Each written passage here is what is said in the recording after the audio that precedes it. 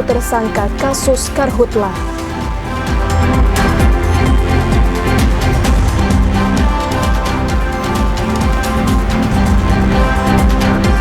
...435,03 hektar lahan terbakar di Provinsi Jambi.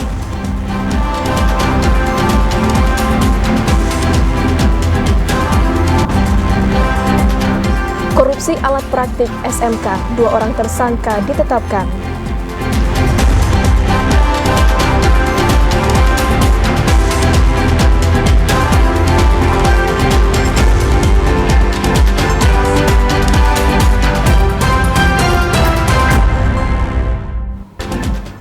Assalamualaikum warahmatullahi wabarakatuh. Terima kasih Anda masih menyaksikan Jambi hari ini, edisi Jumat 8 Agustus 2025. Selain 3 berita utama tadi, redaksi kami juga telah menyiapkan sejumlah informasi penting dan menarik lainnya untuk Anda. Bersama saya Miki Sarjono.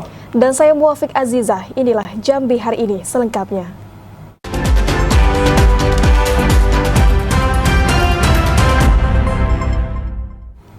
Satu orang kembali ditetapkan sebagai tersangka dalam kasus kebakaran hutan dan lahan di Provinsi Jambi. Saat ini sudah ada 6 kasus kebakaran hutan dan lahan yang masuk dalam proses penyidikan. Subdit 4 Tipiter Direktorat Reserse Kriminal Khusus Polda Jambi kembali menetapkan 1 orang tersangka dalam kasus kebakaran hutan dan lahan di Provinsi Jambi. Tersangka berasal dari Kabupaten Batanghari. Namun polisi belum merincikan identitas tersangka karena masih dalam tahap penyidikan. Hingga saat ini sudah ada 5 tersangka dari 6 kasus kebakaran hutan dan lahan yang sedang diproses penyidikan, termasuk kasus kebakaran di Desa Gambut Jaya, Kabupaten Muaro Jambi. Penyidik masih mendalami ke-6 kasus tersebut. Sementara untuk kasus kebakaran di Desa Gambut Jaya, polisi telah memeriksa sebanyak 18 orang saksi. 5 itu ini bukan yang tersangka Gambut Jaya, semuanya kan jadi 5 tersangka ya, 5 tersangka dengan 6 LP saat ini, 5 sudah ada tersangkanya yang memang istilahnya pembuktiannya bisa dibilang cepat kita membuktikan karena ada alat bukti yang sementara kita untuk Gambut Jaya kita sedang dalami.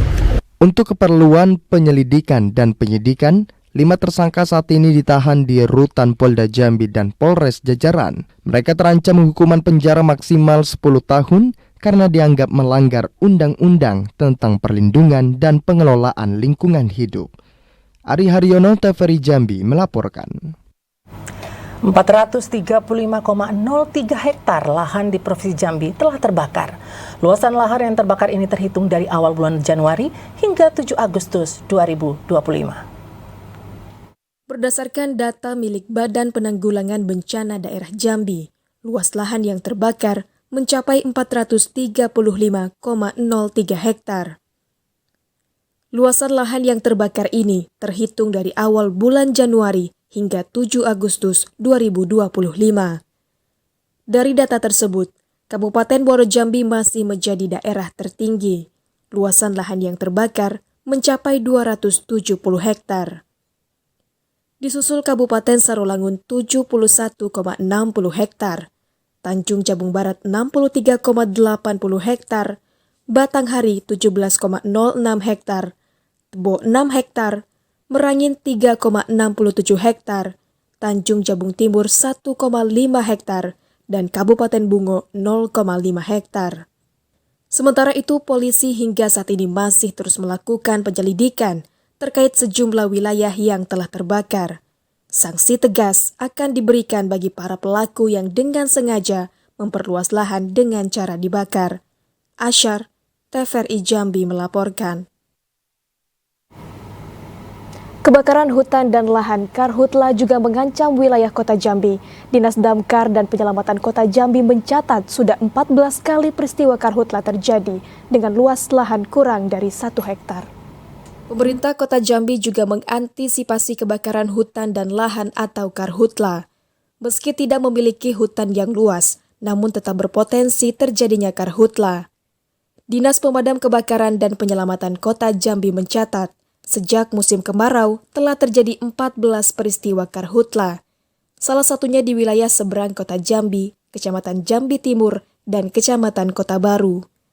Dinas Damkar dan Penyelamatan Kota Jambi, Mustari Afandi mengatakan, penyebab kebakaran lahan ini karena pembakaran sampah yang ditinggalkan hingga menjalar, membuang puntung rokok, dan ada masyarakat yang membakar lahan dengan sengaja.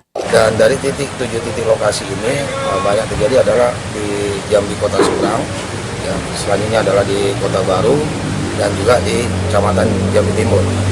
Antisipasi untuk di Kota Jambi kita memang memiliki 15 armada untuk mengantisipasi apabila terjadi kebakaran hutan dan lahan, karena 77,5 hektar adalah hutan kota dan 7.625 hektar adalah lahan masyarakat.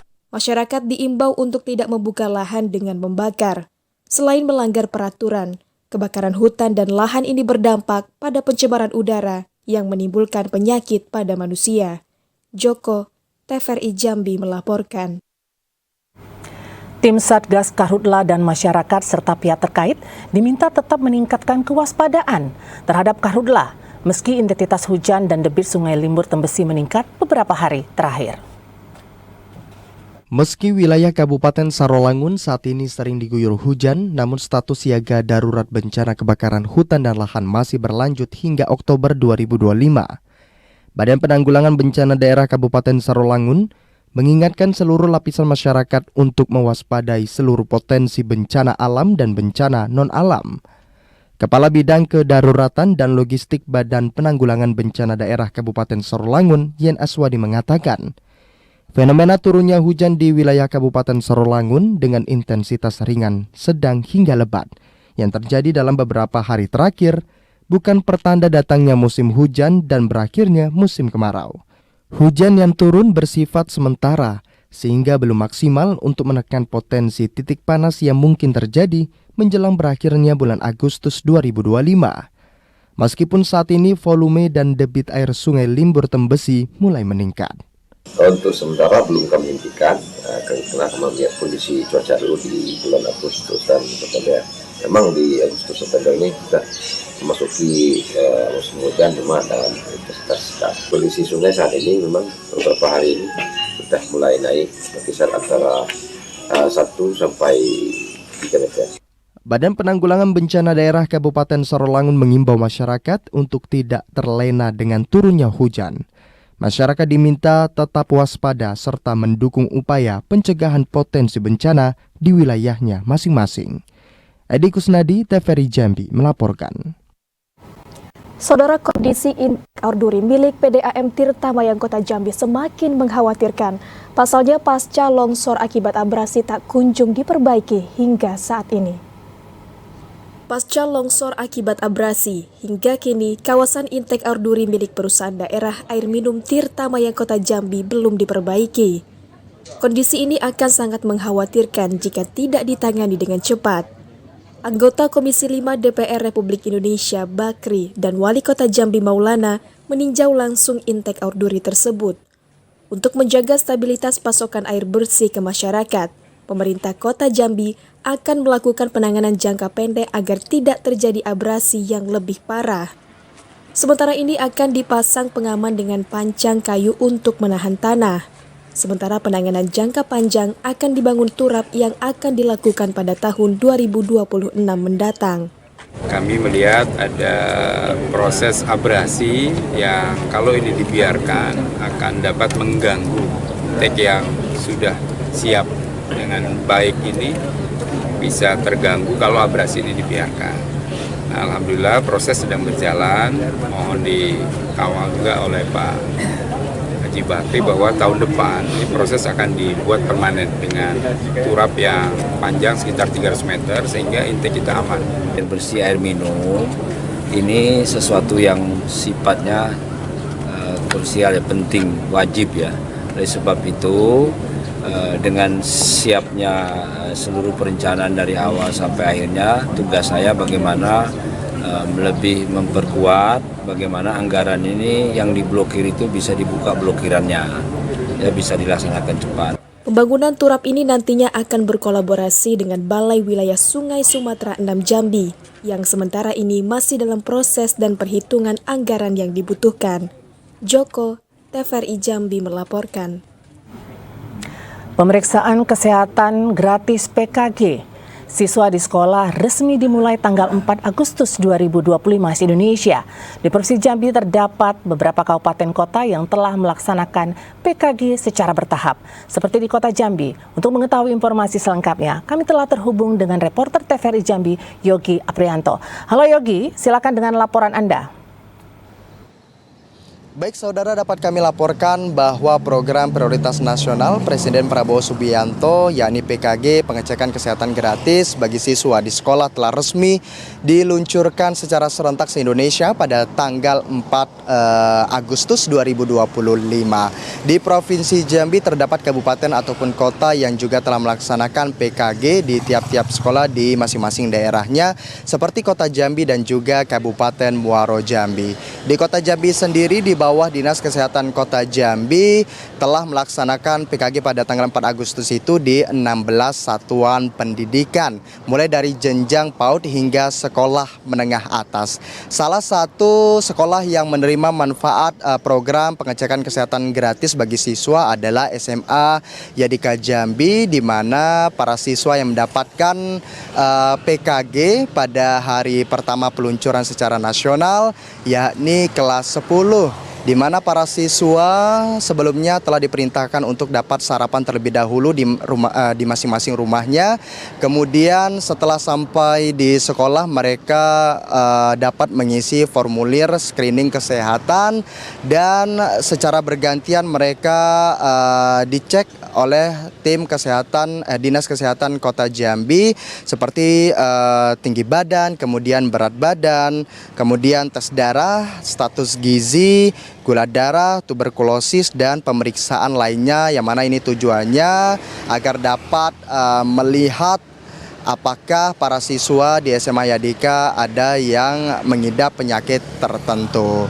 Di mana program pengecekan kesehatan gratis ini memang secara umum sangat bermanfaat karena menurut informasi dari salah satu siswa SMA Yadika juga menuturkan bahwa program PKG ini benar-benar sangat dibutuhkan bagi siswa karena dengan program ini mereka mengetahui apa saja penyakit yang mungkin selama ini mereka idap dan mereka belum mengetahui hal tersebut.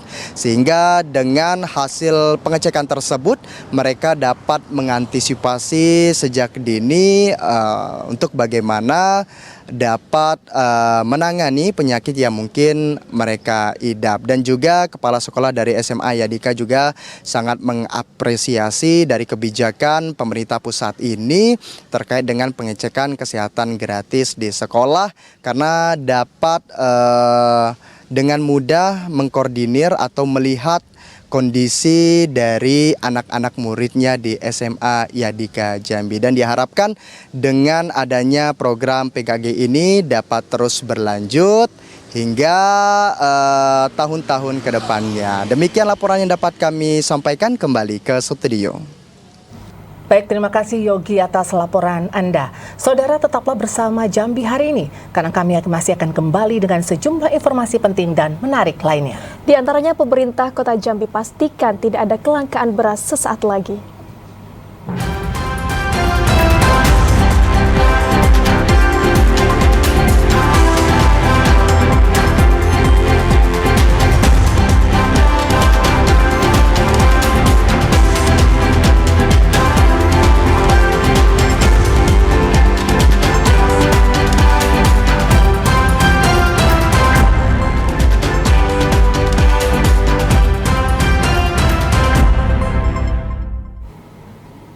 Anda kembali bergabung bersama kami di Jambi hari ini.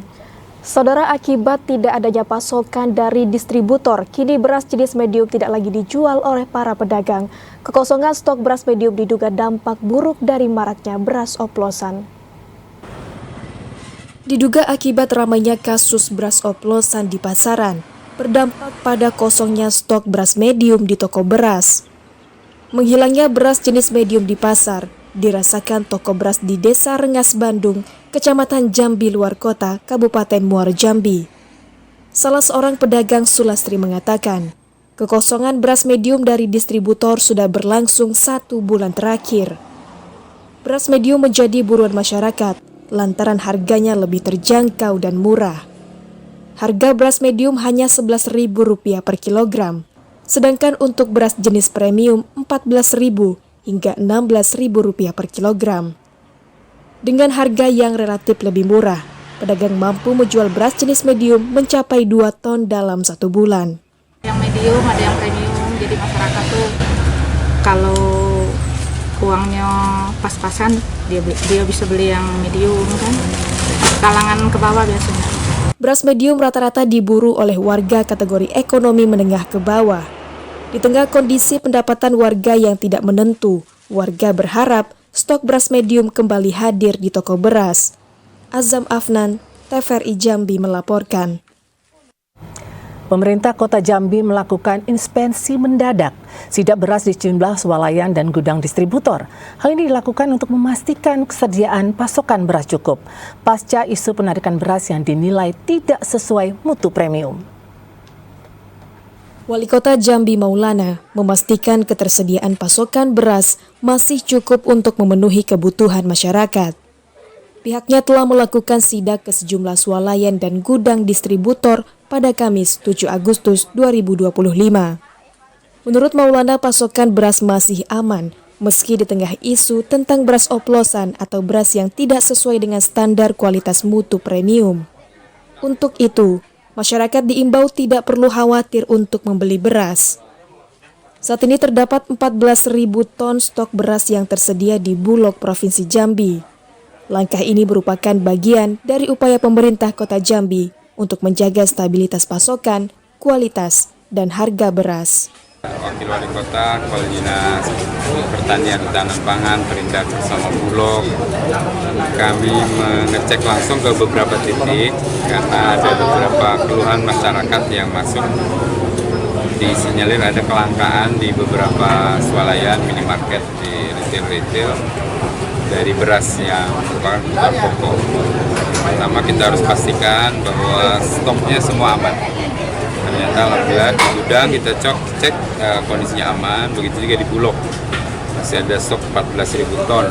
Pemerintah Kota Jambi akan terus melakukan pengawasan dan monitoring terhadap pasokan beras. Dengan begitu, tidak akan terjadi kekurangan pasokan yang menyebabkan kelangkaan di pasaran. Joko, TVRI Jambi melaporkan. Kabupaten Tanjung Jabung Timur telah memiliki 6 dapur sehat. 1 dapur nantinya akan mengakomodasi 3.000 siswa. Sementara untuk peluncuran program MBG masih menunggu izin dari Badan Gizi Nasional.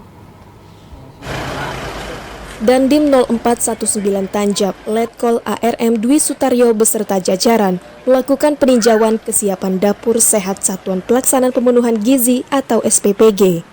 Pengecekan ini penting untuk memastikan dapur sehat siap mendukung program makan bergizi gratis atau MBG yang dikelola secara terorganisir. Dandim 0419 Tanjab mengatakan, dapur sehat ini merupakan salah satu program unggulan pemerintah yang bertujuan untuk meningkatkan kualitas gizi, terutama bagi generasi pelajar. Di Kabupaten Tanjung Jabung Timur, saat ini ada 6 dapur sehat yang telah dibangun. Adapun dapur tersebut berada di Kecamatan Geragai, Muara Sabak Barat, dan Kecamatan Dendang. 1 dapur nantinya bakal mengakomodasi sekitar 3.000 siswa. Fasilitas yang ditinjau meliputi ruangan pengolahan makanan, alat masak, penyimpanan bahan pangan, sanitasi dapur, serta kantor dan armada roda 4 untuk mengangkut makanan bergizi gratis. Sementara untuk peluncuran program MBG di Bumi Sepucuk Nipah Serumpun Nibung masih menunggu izin dari Badan Gizi Nasional. 6 SPPG yang sudah berdiri, namun prosesnya masih tahap verifikasi maupun persetujuan dari BGN. Kemudian untuk 6 dapur tersebut ada di Geragai 2, kemudian di Nibung Putih 1, kemudian di Caturrahayu, dan untuk dapur yang ada sekarang ini, yang di Geragai ini nantinya akan mengcover sekitar 3.000 lebih anak-anak atau siswa yang akan menjadi sasaran dari makan bergizi gratis. Dandim juga mengatakan, dapur saat ini diharapkan tidak hanya berdampak pada perbaikan gizi anak-anak, tetapi juga berfungsi sebagai motor penggerak ekonomi lokal. Bahan-bahan makanan yang digunakan akan memanfaatkan produk lokal dari masyarakat setempat, sehingga dapat menciptakan lapangan pekerjaan baru bagi warga. Kliva, TVRI Jambi melaporkan. Sejak Januari hingga Juli 2025, Dinas Kesehatan Bungo mencatat 73 kasus warga Bungo digigit hewan, diduga penular rabies KHPR. Dinas Kesehatan Kabupaten Bungo mencatat terdapat sebanyak 73 kasus gigitan hewan yang diduga rabies selama periode Januari hingga Juli 2025. Laporan ini merupakan data dari kasus gigitan hewan penular rabies atau GHRP, seperti anjing, kucing, dan monyet. Kepala Dinas Kesehatan Bungo melalui Kabid P2PL Rahmat Fitri mengatakan, jumlah warga yang menjadi korban gigitan hewan penular rabies pada bulan Juli 2025 meningkat dibandingkan bulan sebelumnya yang hanya 16 orang. Kasus gigitan baik anjing, kucing, dan monyet tersebar di sejumlah wilayah di Kabupaten Bungo, namun tidak yang menelan korban jiwa. Dinkes Bungo setiap bulannya menerima data jumlah kasus gigitan hewan penular rabies dari RSUD dan 19 puskesmas yang tersebar di 17 kecamatan. Warga diimbau untuk meningkatkan kewaspadaan dan melakukan tindakan pencegahan seperti vaksinasi hewan peliharaan secara rutin dan segera mencari pertolongan medis jika terjadi gigitan hewan penular rabies. Terima kasih. Kalau menurut data yang kami dapatkan, gigitan hewan tersangka hewan rabies di Kabupaten Bungo hampir setiap bulan terjadi kasus gigitan, laporan kasus gigitan hewan. Dari 73 kasus gigitan hewan penular rabies tersebut terdapat 37 gigitan anjing, 27 gigitan kucing, dan 9 gigitan monyet. Meskipun tidak semua gigitan hewan menyebabkan rabies, namun gigitan dari hewan liar terutama anjing tetap beresiko, sehingga penanganan yang cepat dan tepat sangat penting dilakukan. Mukhriyandi, TVRI Jambi melaporkan. Saudara, media penyiaran memiliki peran yang sangat strategis untuk mewujudkan siaran ramah anak. Tak dapat dipungkiri berbagai acara dan program penyiaran yang ditayangkan oleh media penyiaran akan berdampak dan berkontribusi membentuk karakter anak. Untuk mengetahui informasi selengkapnya, kami telah terhubung dengan reporter Chandrika Divani. Halo Cika, selamat sore, silakan dengan laporan Anda. Ya, baik, terima kasih. Selamat sore, saudara.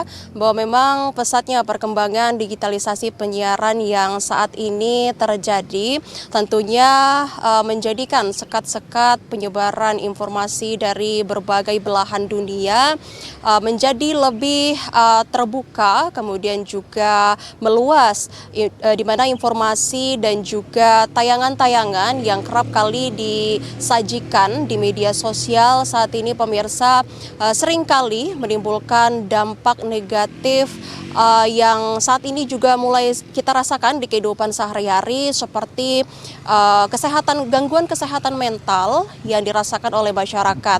Dan yang menjadi fokus serta kekhawatiran kita bersama adalah dampak negatif yang juga turut timbul dari kaum rentan, yaitu anak-anak, terhadap tumbuh kembangnya di masa depan. Adapun juga hal ini dengan mengingat selama 4 tahun terakhir, tepatnya pada tahun 2024 ini telah tercatat terdapat sekitar 5,5 juta anak korban penyiaran akibat terpapar pornografi dari pertunjukan yang tidak ramah anak. Kemudian juga pemirsa, hingga saat ini masih seringkali ditemukan adanya program-program ataupun juga siaran yang masih menjadikan anak sebagai objek pemberitaan atau juga peliputan tanpa memperhatikan kerahasiaan dan juga privasinya, yang mana tentunya hal ini akan memberikan dampak yang tidak baik bagi tumbuh kembang anak di kemudian hari. Dan juga tentunya hal ini kerap kali menimbulkan berbagai berbagai dampak ataupun juga efek domino yang tidak baik seperti timbulnya perubahan-perubahan serta perilaku yang menyimpang terhadap anak, kemudian juga perubahan pola interaksi sosial anak terhadap antar sesama, serta adanya gangguan-gangguan psikologis anak lainnya. Dan tentunya saudara, merespon hal tersebut, lembaga penyiaran publik baik media televisi dan juga radio yang tentunya memiliki peran yang sangat krusial dan secara langsung turut andil dalam proses perjalanan panjang pembentukan karakter dan juga perkembangan anak ini, memiliki tugas dalam memberikan siaran-siaran dan juga meningkatkan serta memasifkan konten-konten yang baik untuk tumbuh kembang anak, yang dimana tidak hanya berfokus terhadap rating ataupun penilaian semata, tetapi juga perlu melihat kepentingan terbaik anak dalam setiap tahapan pembentukan siaran, di mana hal ini haruslah bersifat edukatif, kemudian juga konten-konten yang dibuat harus syarat akan nilai dan norma Pancasila dan Undang-Undang Dasar 1945, serta tidak mengandung muatan-muatan kekerasan baik fisik maupun verbal, kemudian tidak mengandung isu sara, serta tidak mengandung konten-konten yang berbau supranatural. Kemudian juga tentunya hal ini tidak dapat ditopang secara sendiri, tetapi juga butuh kerjasama yang baik dari masyarakat serta pemerintah melalui KPID Provinsi Jambi dalam upaya pengawasan dan juga penegakan hukum apabila adanya program-program yang tidak layak untuk anak. Sementara demikian, kembali ke studio. Terima kasih Cika atas laporan Anda. Selamat sore dan selamat bertugas kembali. Saudara, tetaplah bersama Jambi hari ini karena kami masih akan kembali dengan sejumlah informasi penting dan menarik lainnya. Di antaranya, Gubernur Al-Haris tetapkan komisaris dan direktur baru PT JII.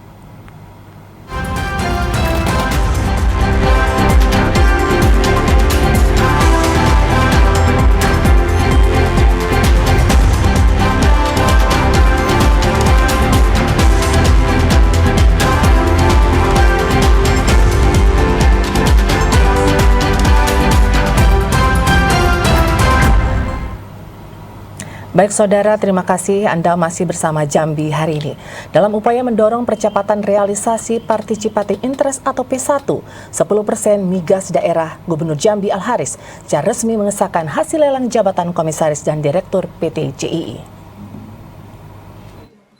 Gubernur Jambi Al-Haris secara resmi mengesahkan hasil lelang jabatan komisaris dan direktur PT Jambi Indoguna Internasional.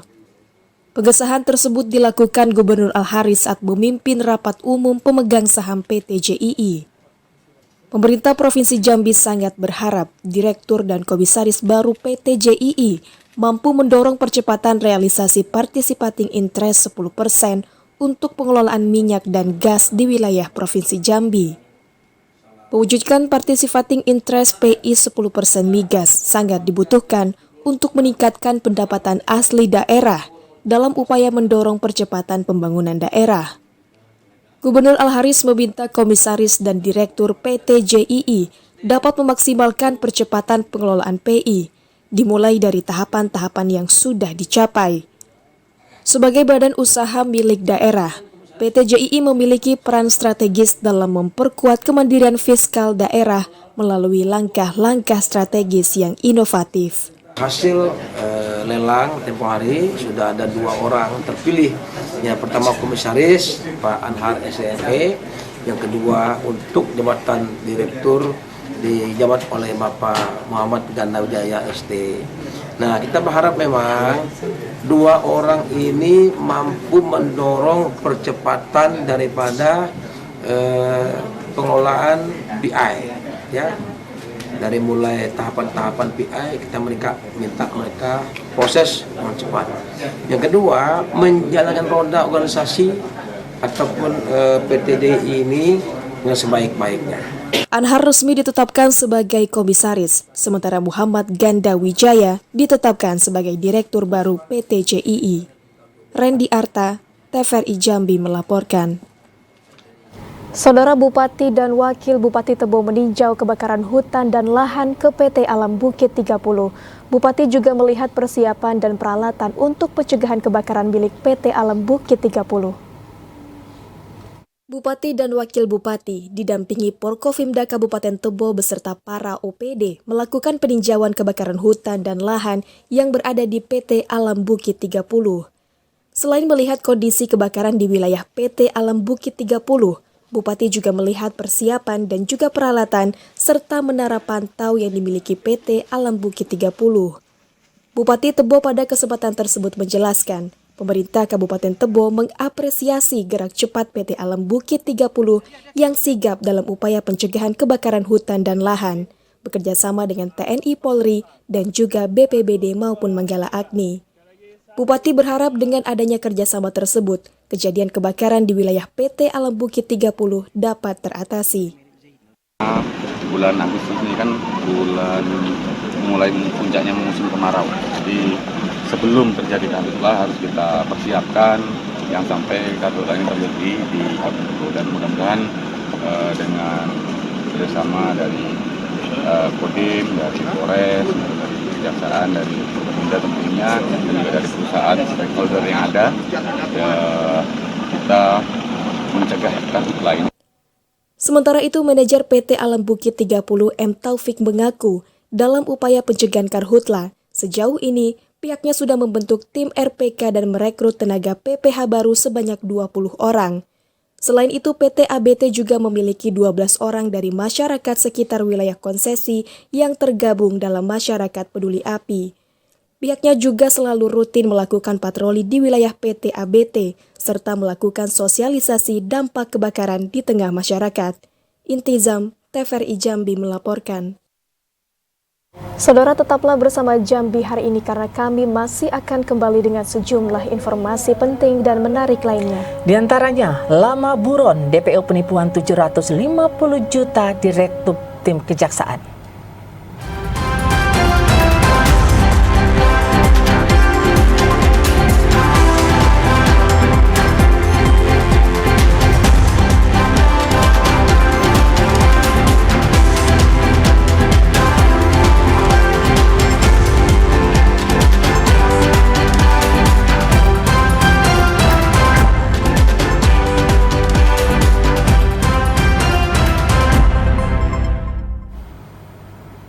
Ratusan pengembang perumahan di Kabupaten Muaro Jambi belum menyerahkan lahan fasilitas sosial dan umum atau prasarana, sarana dan utilitas ke pemerintah daerah. Mirisnya, dari 300 pengembang yang baru menyerahkan berita acara serah terima aset atau PSU hanya 63 perumahan. Harapan memiliki tempat tinggal yang layak dan nyaman menjadi impian semua masyarakat. Di tengah peningkatan jumlah penduduk, tentu memiliki rumah menjadi idaman. Segala upaya dilakukan untuk menyisihkan uang demi memiliki rumah yang nyaman untuk keluarga. Di tengah perjuangan keras warga tersebut, sayangnya masih banyak pengembang perumahan yang nakal dalam pelaksanaan kewajibannya. Di antara ketentuan yang banyak tidak dipatuhi pengembang, yakni tentang prasarana, sarana, dan utilitas atau PSU.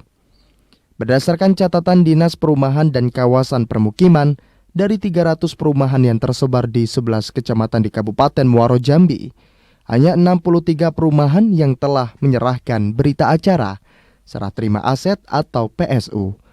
PLT Kadis Perumahan dan Kawasan Permukiman, Evi Syahrul mengatakan, pemerintah Kabupaten Muaro Jambi telah menyurati pengembang untuk mentaati Peraturan Bupati Nomor 15 Tahun 2025 tentang pedoman penyerahan sarana, prasarana, dan fasilitas. Administratif kepada pihak pengembang, yaitu dalam Pergub Nomor 15 Tahun 2025 itu salah satunya adalah ketika mereka melaksanakan pembangunan baru untuk wilayah pengembangan mereka, kita akan tidak menerbitkan sekplen yang merupakan kewenangan dari Dinas Perumahan Permukiman untuk mengesahkan. Sanksi tegas yang tertuang dalam Perbub tersebut diharapkan berlaku bagi para pengembang perumahan yang nakal atau tidak mentaati ketentuan yang berlaku. Azam Afnan, TVRI Jambi melaporkan. Sempat buron terpidana kasus penipuan bisnis bongkar muat barang dengan kerugian 750 juta atas nama Sanggam Parapat akhirnya ditangkap tim tangkap buronan Kejaksaan di Jakarta Timur.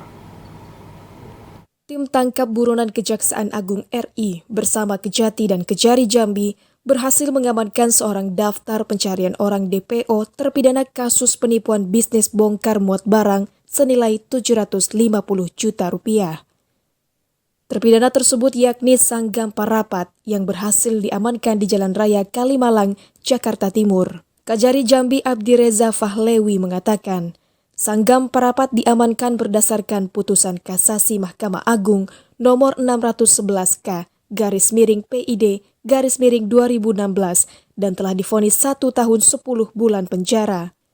Terpidana ini diamankan terkait aksi penipuan yang dilakukannya di tahun 2012 hingga 2013 silam. Terpidana nekat melakukan penipuan dengan modus bagi hasil keuntungan dari bisnis bongkar muat barang di PT Sinar Toba Permata milik terpidana. Korban yang awalnya percaya memberikan uang 750 juta rupiah kepada terpidana, namun diketahui PT Sinar Toba Permata tidak lagi beroperasi sejak tahun 2012 silam.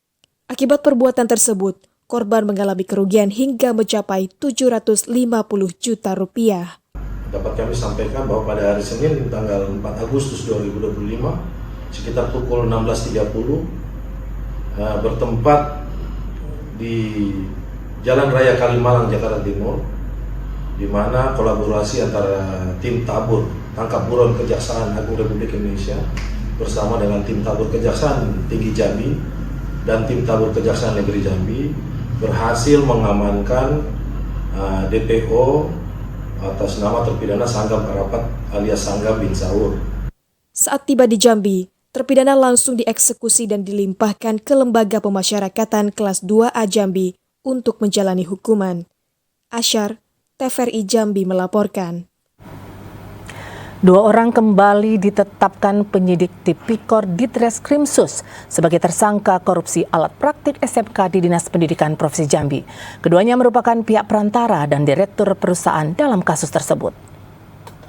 RWS dan ES tertunduk lesu saat dihadirkan pada rilis kasus korupsi di Polda Jambi. Keduanya merupakan tersangka baru dalam kasus korupsi alat praktik sekolah menengah SMK di Dinas Pendidikan Provinsi Jambi tahun anggaran 2022. Direktur Reserse Kriminal Khusus Polda Jambi, Kombes Pol Taufik Nurmandia mengatakan, dalam kasus tersebut, RWS berperan sebagai perantara atau broker yang menghubungkan Dinas Pendidikan dengan perusahaan direktur PT Indotek Lestari Prima berinisial WS yang saat ini masih buron. Dalam pertemuan tersebut, RWS meminta komitmen fee sebesar 25%. RWS juga meminjam perusahaan direktur PT Tahta Jaga Internasional TDI milik ES dengan komitmen fee sebesar 10%. Dari pengungkapan ini, polisi menyelamatkan 2,5 miliar uang negara dari para tersangka. Dinas dengan PT WS selaku Direktur PT Indotek. Kemudian WS kemudian meminjam perusahaan dari saudari ES. Nah, akhirnya yang ikut untuk lelang perusahaan TDI. TDI yang di direkturnya adalah saudari ES. Dalam kasus korupsi alat praktik SMK di Dinas Pendidikan Provinsi Jambi tahun anggaran 2022 ini, terdapat 3 laporan kepolisian. Dari 3 laporan tersebut, 3 orang ditetapkan sebagai tersangka dan 1 orang masih berstatus DPO. Korupsi di Disdik Jambi ini berasal dari dana alokasi khusus DAK Kementerian pada APBN tahun 2022 sebesar 180 miliar rupiah. Temuan korupsi ini terjadi pada penggunaan bidang SMK dengan total anggaran 122 miliar rupiah. Hasil audit ditemukan kerugian 21,8 miliar rupiah dari markup hingga fee proyek dalam pengadaan alat praktik tersebut. Ari Haryono, TVRI Jambi melaporkan. Saudara, jajaran Polres Batanghari memberikan bendera merah putih kepada masyarakat. Langkah ini bertujuan untuk semakin menumbuhkan rasa nasionalisme di tengah masyarakat dalam menyambut HUT 80 kemerdekaan Republik Indonesia. Memeriahkan HUT ke-80 kemerdekaan Republik Indonesia, jajaran Polres Batanghari turun ke jalan guna membagikan bendera merah putih secara gratis kepada setiap pengendara yang melintas. Pemberian bendera ini pun dilakukan secara menyeluruh di setiap polsek-polsek yang tersebar di 8 kecamatan di Kabupaten Batanghari. Tidak hanya membagikan, petugas juga turut langsung memasang bendera di kendaraan milik pengendara roda 2, roda 4 maupun roda 6 yang melintas. Kapolres Batanghari AKBP Handoyo Yudi Santosa mengatakan, tujuan utama pemberian bendera ini untuk semakin menumbuhkan semangat nasionalisme serta memperkuat rasa persatuan dan kesatuan masyarakat terhadap tanah air. Pembagian ini kita tujukan kepada masyarakat Batanghari dan juga para pengendara kendaraan yang melintas di jalan wilayah Batanghari. Untuk 3 hari ini mungkin kurang lebih ada ratusan kendaraan. Laksanakan sampai dengan tanggal 16 Agustus. Pembagian bendera kepada masyarakat ini pun akan terus dilakukan jajaran Polres Batanghari hingga tanggal 16 Agustus mendatang. Adi Juniawan, TVRI Jambi melaporkan. Saudara, informasi tadi sekaligus menutup perjumpaan kita di Jambi hari ini. Terima kasih atas perhatian dan kebersamaan Anda. Akhirnya saya Muafiq Aziza. Dan saya Miki Sarjono bersama kerabat kerja yang bertugas pamit undur diri. Wassalamualaikum warahmatullahi wabarakatuh dan sampai jumpa.